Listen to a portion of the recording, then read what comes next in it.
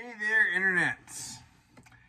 Have you ever heard of the saying, don't interrupt your opponent when he's making a mistake? A whole lot of people, specifically for the Ninth Circuit Court of Appeals, need to remember that right now if you're concerned about the Duncan v. Bonta decision.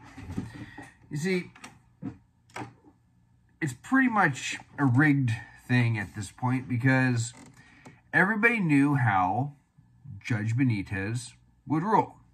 He'd already ruled on this thing. He actually had used text as informed by history and tradition the first time he ruled.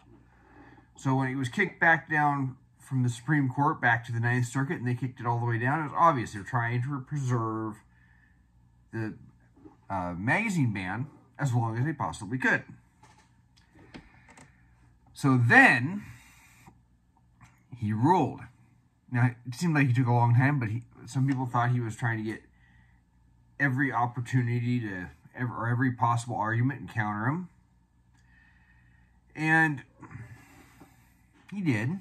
He dug up some that, I mean, he literally did their research for them and said this is unconstitutional. So then, of course, you knew what was going to happen. The state of California was going to appeal. So they appealed. Now, normally it would go to a 3-judge panel, and apparently by the rules it should have. And of course, some people think the rules don't apply to them or to their side. So, what does the Ninth Circuit Court of Appeals do? The same judges who overturned the 3-judge panel last time, and the trial court judge, Judge Benitez, decided, oh, well, we're the original court here, so we're just going to skip the 3-judge panel. Why? Because they're so determined to try and overturn this thing on the hope that the Supreme Court won't hear it, that they were rushing to do it. Here's the problem. If the Supreme Court already said, reconsider this in light of Bruin, that's a sign you need to reconsider it. And the Ninth, and of course, there are judges who rightly said, hey, you shouldn't be carving out special exemptions. That's great, but some of the rest of us, a lot of gun tube, law tube crossovers, like Washington gun law and the law of self-defense. The law of self-defense, he did note that, of course, it's a faster path to the Supreme Court. That's what we want. We want this in front of the Supreme Court. Do we really want to wait an extra year, year and a half, 2 years while it goes to a 3-judge panel and they hem and haw on it, and then they overturn, and then they uphold Judge Benitez, and then it goes to the en banc panel, and it takes another year or two of them hemming and hawing over it, and we skipped a step. We should be happy over this, because ultimately this is going to end up in front of the Supreme Court. If not this case, another one will, because you'll have conflicting rulings probably, because I can't see the Fifth Circuit Court of Appeals upholding any kind of a magazine ban. And then it will get in front of the SCOTUS, and under the current makeup of the Supreme Court, it's going to get overturned. I can't see Thomas, Alito, Kavanaugh, Gorsuch, and you're going to get at least Amy Coney Barrett or Chief Justice Roberts, and probably both, agreeing that it is unconstitutional. So, we want it there quicker. This is a good move. Because, you know, I remember seeing a meme, you know, with a chessboard saying, never interrupt your opponent when he's making a mistake. It's a totally good point. You don't want to say, are you sure you want to do that? That's being too good a sport. And politics is a blood sport. So we should be happy this is happening. They want to play that game, have their own rules. Yes, it's not good. It's not good for the rule of law.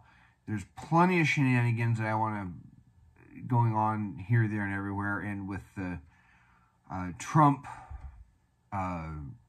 organization being ordered to be dissolved by a judge. There's stuff going on there that just starting with the fact that,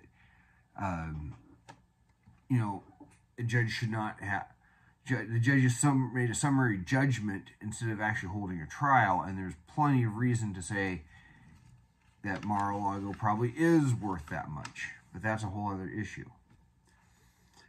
So we know where this is going. The sooner we get it there, the sooner we can all get our rights back. They screwed up themselves on that. They made the decision to rush it. I mean, really, the smartest move the anti-gunners could make right now is Judge Benitez ruled, don't appeal it. You don't want it going too high, because if it goes too high, if it hits the three-judge, the en blanc panel, and somehow they say, you know, we are bound by what the Supreme Court said, sorry, California, you don't want it going to the Supreme Court, because that's a final call. If you're an anti-gunner, you want to keep this as low down as you can. That's why the McDonald decision never got... no, not the McDonald decision. There's another decision that a judge told Illinois they had to be shall issue. It basically ruled the same way the Supreme Court did on Bruin, and they did not appeal it higher because they didn't want to create a situation where the Supreme Court would ultimately rule in the favor of the Second Amendment, because then they knew they were stuck with it. And so they went ahead, and Illinois became a shall issue state. So you really don't want this going that way. But hey, you guys want to rush it? Fine. Takes a year or two off of the process of getting it in front of the Supreme Court. And, you know, that is important, because we know the Democrats want to pack the court. And for those that don't understand, maybe you're new to the channel. If so, welcome. Maybe you're a Democrat running across us. Court packing is not what Trump did or what Bush did. I heard Democrats try and call it that. Court packing is adding seats to the court to change the ideological balance, not just replacing judges as they retire or up and die, which is what Bush and Trump did.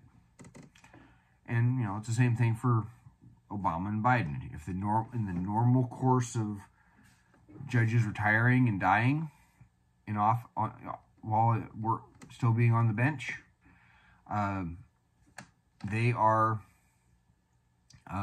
that's not court packing. But when you add court seats, that's court packing. You know that there's Democrats that want to do it. They want to add 4 seats to reverse the court's ideological balance and restore it. No. If restoring the ideological balance is to get rid of this whole living constitution bullcrap. So, you know they want to do that. Clarence Thomas is, I think, the oldest justice. If the oldest justices are conservative, they're the most likely to be replaced. You don't want Biden replacing Thomas. You want a conservative, or even Trump, replacing Clarence Thomas. You don't, because that's a huge difference, and that's a 30-year difference. Clarence Thomas was appointed, I think, in 1990 or 91. George H.W. Bush put Clarence Thomas on the court. It was probably his best domestic move he did in the entirety of his presidency, as far as domestic policy. Because he's effectively still 31 years after the first President Bush left office, he's still affecting how the Supreme Court rules. Both of Bill Clinton's appointees, gone. George W. Bush's appointees are both there. So, when Scalia died in 2016, he'd been on the court about 32 years. That was Reagan that appointed him, I think in 1984. Kennedy, 1988, and he didn't step down until 2017 or 2018. So that's a long time for a president to impact the court. So you don't want Biden or Newsom replacing Clarence Thomas. You want a conservative to do it. Otherwise, you're going to be stuck with some liberal justice who thinks that the Constitution can be made to say whatever the hell seems convenient at the time. Because originalism is the only philosophy that should be used. But this is a good thing. We should be just smiling and saying, okay, we'll skip the step. And because we know that they are going to appeal it until they get a favorable ruling, at least to through the Ninth Circuit. They might not want to go to the Supreme Court with it, but we sure will, and they know it. They don't want it to go to the Supreme Court, but we know we know at least how far they'll go. So if we lose this next round, we still got another round that we're willing to fight. So, but just smile. Don't get mad. Don't get infuriated. Don't be in such a hurry to win that you're willing to just take a half measure. Just smile. Say, okay, we're playing the long game. And we'll see you at the SCOTUS.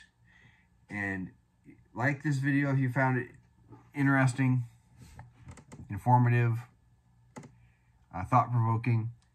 Comment if you could. Fuels the algorithm. Put a like on it. And until then, I'll see you later, but not at the SCOTUS. You all take care.